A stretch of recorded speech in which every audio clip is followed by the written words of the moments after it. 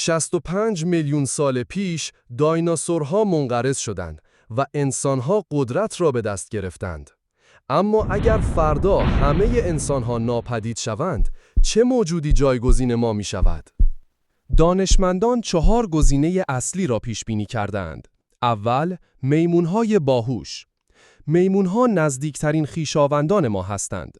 آنها می توانند از ابزار استفاده کنند، زبان اشاره یاد بگیرند، حتی سیاست بازی کنند. اما یک مشکل بزرگ دارند. آنها بیش از حد پرخاشگرند. تحقیقات نشان می‌دهد شامپانزه‌ها ممکن است خودشان را منقرض کنند. شگفت انگیزترین گزینه اختاپوس‌ها. اما یک شگفتی تکاملی وجود دارد. آنها 9 مغز دارند. می توانند در 1 ثانیه رنگ عوض کنند. دی ان ایشان آنها را قادر به تکامل سریع می کند. یک راز ترسناک. دانشمندان کشف کردند اختاپوس‌ها در حال یادگیری ارتباط جمعی هستند. 3. تهدید غیرمنتظره. شاید باور نکنید، اما مورچه‌ها جوامع پیچیده‌تری از انسان‌ها دارند. می توانند در 100 سال آینده غول‌آسا شوند.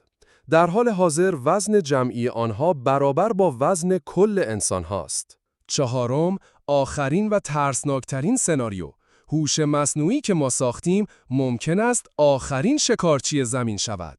تحقیقات جدید نشان می‌دهد برخلاف انتظار نه میمون‌ها نه اختاپوس‌ها، بلکه ترکیبی از مورچه‌ها و باکتری‌ها کنترل زمین را می‌گیرند.